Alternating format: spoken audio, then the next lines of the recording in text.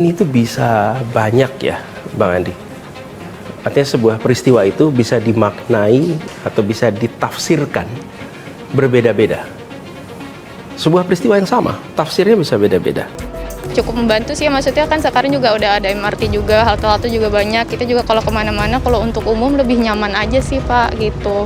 Jadi lebih mudah dijangkau aja sih sama kita yang nggak bisa naik motor atau gimana gitu.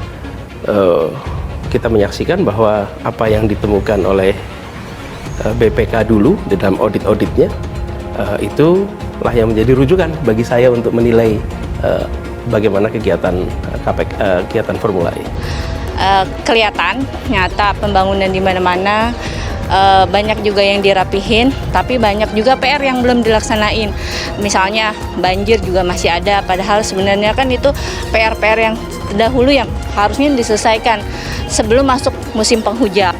Auditor negara ini yang kemudian nanti akan memeriksa apakah semua kegiatan di sini itu sesuai dengan ketentuan atau tidak, termasuk di dalamnya bila ada praktek penyimpangan atau tidak. Siapa auditornya? BPK. Kegiatan Formula E itu pembayaran dilakukan 2 kali, Bang. Ini berbeda dengan misalnya kalau kita bangun gedung, ada transaksi ribuan kali. Kalau kegiatan Formula E itu hanya 2 kali transaksi. Banyak juga warga yang antusias gitu, berdatangan hanya untuk mungkin melihat pembangunan yang ada, dan terus itu juga bisa menjadi bahan warga juga untuk mempromosikan Jakarta bagaimana sekarang gitu dengan tempat-tempat yang sudah dibangun. Di tahun 2019 sudah diaudit kapan? Tahun 2020 sudah diaudit oleh BPK. 2021 diaudit lagi oleh BPK. 2022 diaudit lagi oleh BPK. Saya rasa nggak banyak tuh Bang kegiatan yang sampai diaudit sampai 3 kali direview, dan dari 3 kali review 2 kali pembayaran itu tidak ditemukan ada masalah. Jadi dari situ kemudian kita boleh menyimpulkan. Bicara komoditas politiknya jauh lebih besar. Artinya apa? Antara opini dengan data, jauh lebih besar opininya ketimbang data. Tapi saya ingin bertanya. Tapi kalau sekedar mengatakan, Bang Andi, belum tentu yang dikatakan itu faktual. Problem yang sering kita alami adalah dikatakan terus-menerus, Bang Andi. Dasinya Bang Andi ini warnanya ungu, Bang. Tapi ada 1000 orang dengan mikrofon besar bilang warnanya hijau. Terus-menerus dikatakan hijau. Terus Bang Andi panggil ahli warna nih. Tolong ahli warna audit nih dasi saya. Dasi saya warnanya apa? Kita mau percaya yang mana? Yang orang yang ahli warna memberikan audit warnanya ungu, atau 1000 orang yang punya mikrofon mengatakan warnanya hijau? Itu yang sering kita hadapi. Kasih contoh satu hal. Ketika saya SMA waktu itu, sebelum pola banjir pengelolaan yang secepat ini ya, Jakarta terang benderang, siang tidak ada hujan. Saya mau masuk sekolah nggak bisa, banjir. Di mana itu? SMA 7 Gambir. Oke. Karena ada banjir kiriman. Buat anak Jakarta yang namanya air itu biasa sekali. Dulu sering serang, kini PSI sanjung kebijakan Anies Baswedan. Partai Solidaritas Indonesia (PSI) tiba-tiba memuji kebijakan yang dibuat mantan Gubernur DKI Jakarta, Anies Baswedan. Sanjungan ini disampaikan oleh anggota DPRD DKI fraksi PSI, William Aditya Sarana. Ia mengatakan kalau kebijakan terkait transportasi umum Anies cukup berhasil, yakni mengembangkan integrasi antar moda. Pak Anies menurut saya cukup berhasil saat itu, dari busway ke Jaklingko, lalu dari busway ke MRT dan sebagainya. Integrasi ini perlu kita kembangkan terus, ujar William saat diskusi publik di kantor fraksi PSI DPRD DKI. Dikutip dari suara.com Selasa 20 Juni 2023.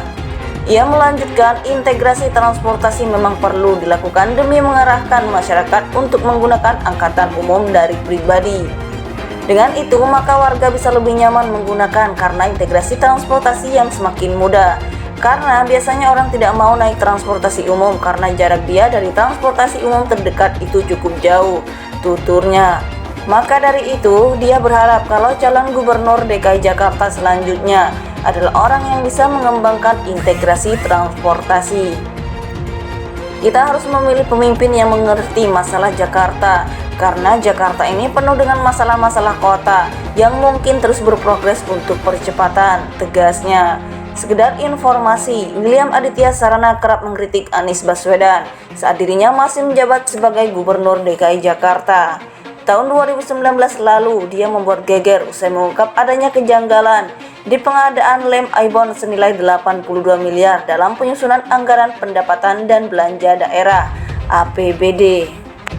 Partai Solidaritas Indonesia (PSI) tiba-tiba memuji kebijakan yang dibuat mantan Gubernur DKI Jakarta, Anies Baswedan. Sanjungan ini disampaikan oleh anggota DPRD DKI fraksi PSI, William Aditya Sarana. Ia mengatakan kalau kebijakan terkait transportasi umum Anies cukup berhasil, yakni mengembangkan integrasi antar moda. Pak Anies menurut saya cukup berhasil saat itu, dari busway ke Jaklingko, lalu dari busway ke MRT, dan sebagainya. Integrasi ini perlu kita kembangkan terus, ujar William saat diskusi publik di kantor fraksi PSI DPRD DKI. Dikutip dari suara.com Selasa 20 Juni 2023. Ia melanjutkan, integrasi transportasi memang perlu dilakukan demi mengarahkan masyarakat untuk menggunakan angkutan umum dari pribadi.